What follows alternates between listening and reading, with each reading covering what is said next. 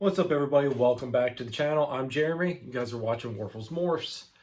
This week's video is going to be what I learned this season, especially what I learned our very first season of breeding ball pythons. So before we get into it, if you haven't already, like, share, subscribe, hit that notification bell. Definitely subscribe if you guys aren't subscribed yet. All the support's greatly appreciated. And I know there's some people out there that do watch this channel that aren't subscribed yet. So hit that subscribe button, everybody. All right, so let's get into it. This is actually my second take, I guess it is, of doing this. I originally did like a 1 through 5 type of list, and I just didn't really like putting them in a numbered order. Everything's kind of that I've learned here is kind of, I think, a very important thing. So getting rid of the number order, just going to go through what I learned and give it to you guys straight. So first thing I learned is research.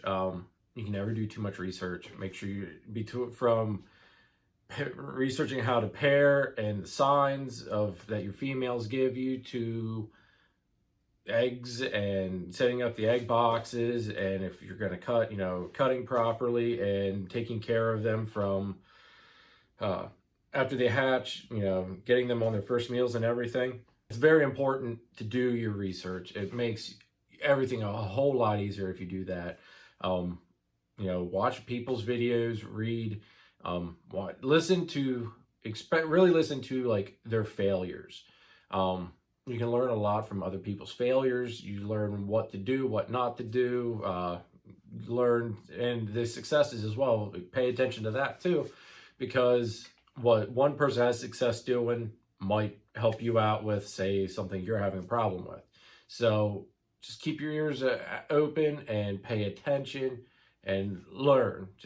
You're always learning no matter what in this hobby. You're always going to be on the learning curve. This season was our first, like I had said, had 100% hatch rate. All the babies have been healthy. So all the research I did of listening to other people's failures and what they had go wrong with, say, like incubation errors and all that stuff, I tried to make sure I didn't have that problem. So you just have to learn from everyone else's mistakes and make sure you don't follow in their footsteps. So we'll move on to the next thing I learned, and that is having good equipment. Your equipment is the most important part of, one of the most important parts of breeding and keeping snakes in general. From good rack systems, good ways of heating them. Like I have the ARS racks, so they have the really nice heat panels to them. All the way, having your snakes in the properly sized tubs, and then even to the incubation aspect of, you can either have a really nice bought incubator, and have no problems out the door and be completely confident. I took the slightly cheaper route and made my incubator out of an old Coke fridge. So I'll show you guys here real quick. Made that. And have not had any issues with it at all. Obviously, we had a heck of a good season.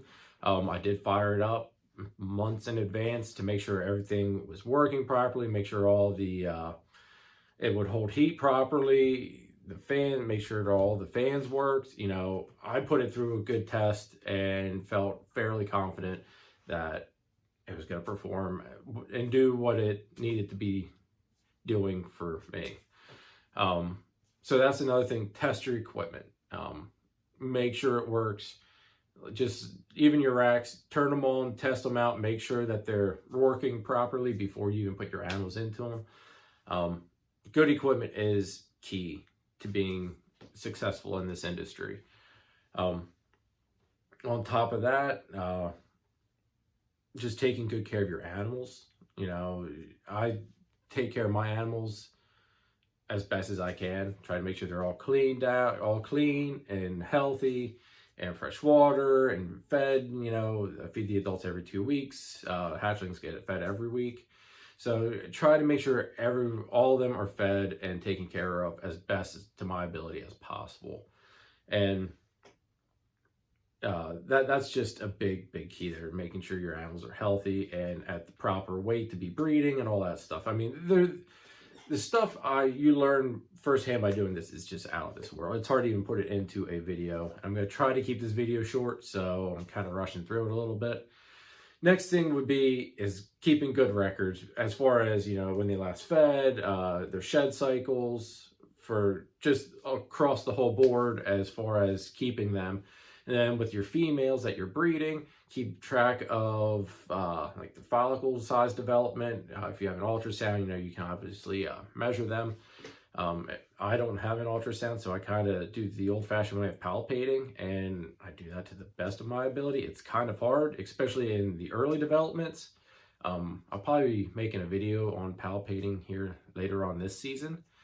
But once they start getting those follicles up to a certain size, you can definitely feel them. And that's when I start making notes as far as, the sizes. And it kind of lets you know where they're at, lets you know when you need to be really making sure that the males are getting in there. And it just gives you, all that record keeping gives you a wealth of knowledge that you can physically look at and be like, okay, this is where we're at, this is what's going on, this is what I need to do. And that is a big key to success as well, in my opinion. Next thing I would say is a really important thing is keep track of the weights of your animals as well.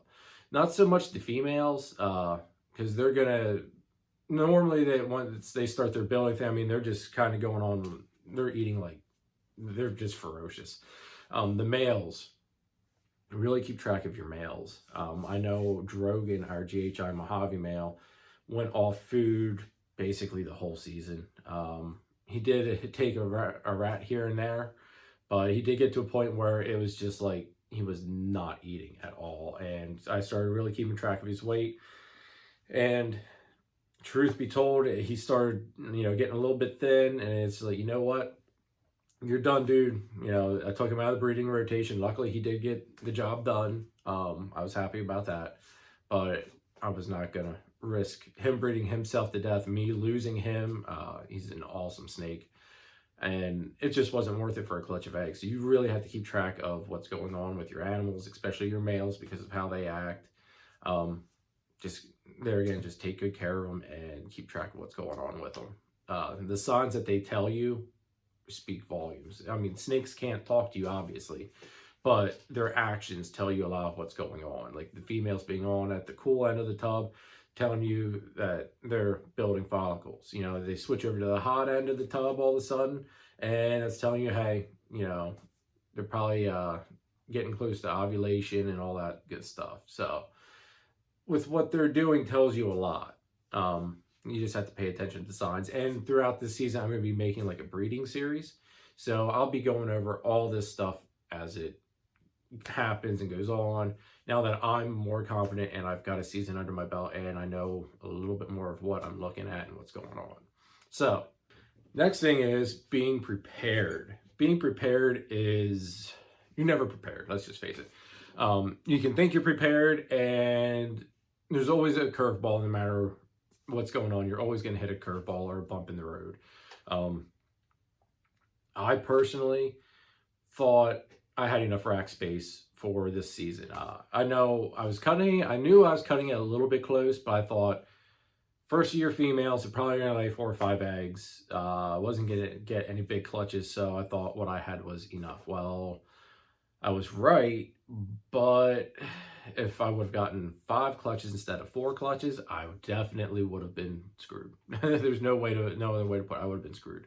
I did have a backup plan where Mike there with the bows was going to let me borrow a couple tiers of his hatchling rack, but nonetheless, I kind of dropped the ball a little bit. I still made it work out. The way the clutches were split up, I was able to sell some anyway, so that way I still had room no matter what.